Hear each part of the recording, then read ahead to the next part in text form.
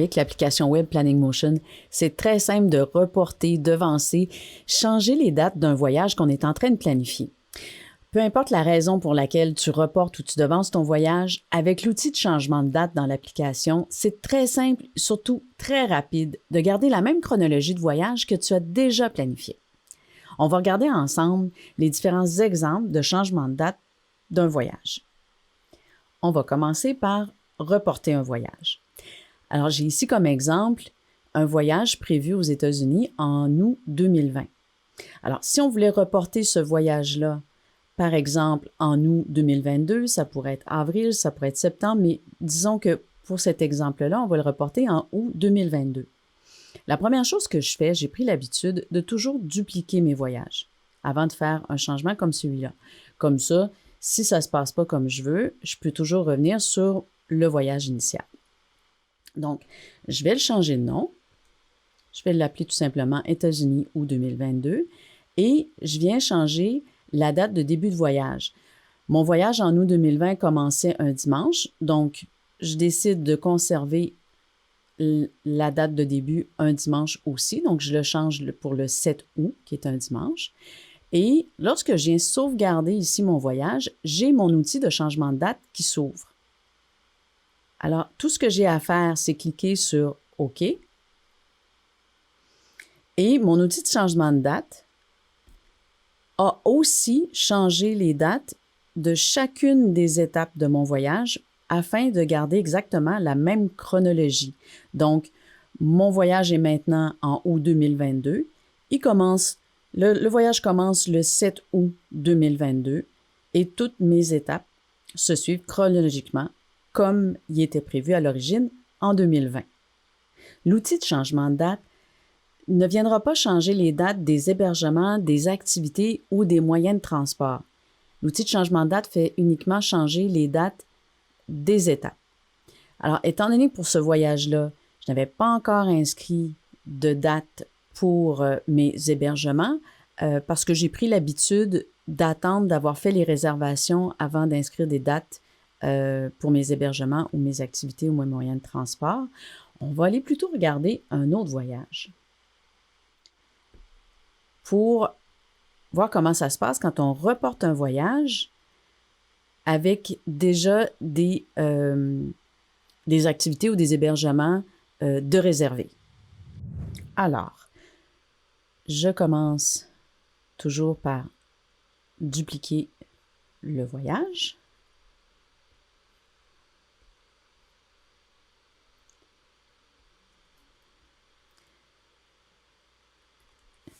Et je le renomme.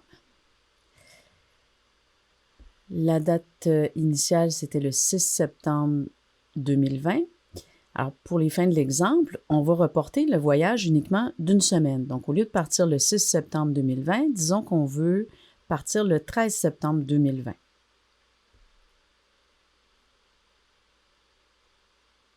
Je sauvegarde, j'ai mon outil de changement de date qui s'affiche et je veux garder la même chronologie, encore une fois, pour cet exemple-là, je veux garder la même chronologie de voyage. Donc, je clique sur OK. Si je vais dans le calendrier, mon voyage, toutes mes étapes ont été déplacées avec un départ le 13 septembre. Par contre, tout ce qui est hébergement, transport et activités sont restés les dates initiales. Alors, si je veux y voir un peu plus clair, je peux enlever, décocher pour conserver que mes étapes. Donc, je vois bien que mon voyage a été déplacé comme je le souhaitais. Et si j'affiche uniquement mes hébergements, bien là, je vois bien que tout est décalé. Donc, on va commencer par aller regarder les avertissements parce que là, on voit qu'on a beaucoup d'avertissements. Les avertissements, c'est pour voir ce qui est incohérent dans notre voyage. Par exemple, je reviens sur les hébergements. Ça dit que la date prévu d'arriver à l'ARIA ici et pas la date où je prévois être à cette étape-là à Las Vegas.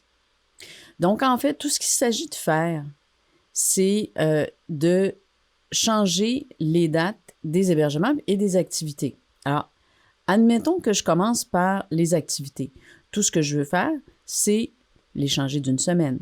Alors, chacune de ces activités-là est sans réservation. C'est simplement des randonnées que j'ai planifiées. Donc, je peux simplement, sans aucun problème, déplacer mes activités prévues d'une semaine. Et si je vais voir dans mes avertissements, ben, je peux tout de suite voir que je n'ai pas de section activité dans mes avertissements. Donc, tout est beau pour le changement de date des activités.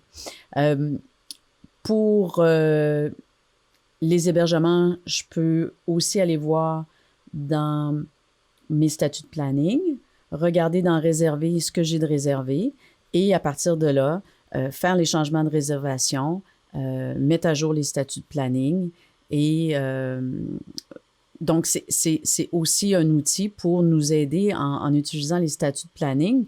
Ça nous aide à rester bien organisés et à savoir c'est quoi l'impact de reporter notre voyage d'une semaine. Maintenant, on va regarder un autre cas de figure. Alors, on va prendre un voyage sur la Côte-Nord. Alors, ce voyage sur la Côte-Nord est prévu de débuter à Tadoussac le 10 juin. Supposons que je veux plutôt commencer mon voyage le 8 juin en ajoutant une étape pour aller à Petite-Rivière-Saint-François avant.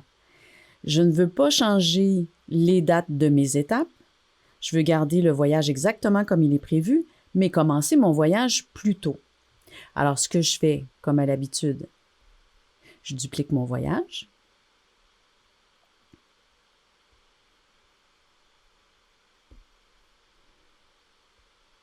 Je vais le changer de nom.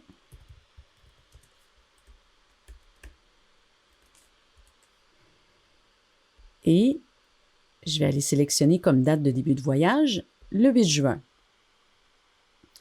Quand je sauvegarde, j'ai mon outil de changement de date qui apparaît.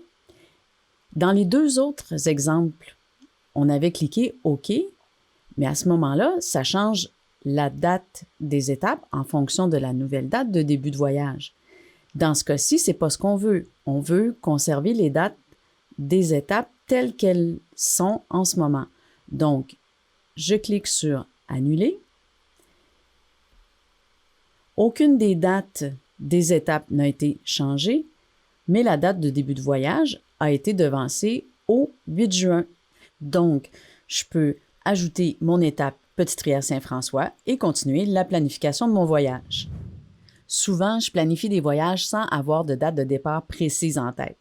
Je regarde plutôt à quelle période de l'année j'aimerais faire ce voyage. Alors, si c'est un voyage que je crois qu'il serait bien de faire au mois d'avril, je mets une date de départ en avril, peu importe l'année, puisqu'après, c'est tellement simple de changer. Un avantage de préparer des voyages à l'avance comme ça, c'est que si on tombe sur un gros rabais pour un vol sur une destination, on sait si c'est le bon moment pour faire ce voyage, tout est prêt et il va seulement rester à faire des réservations si on le veut. J'ai écrit un guide, un livre numérique sur comment choisir une destination. Je donne les 6 questions à se poser et aussi je donne plein de références pour faire des recherches et trouver des réponses. Si ça t'intéresse, j'ai mis le lien pour le télécharger dans la description en dessous de la vidéo.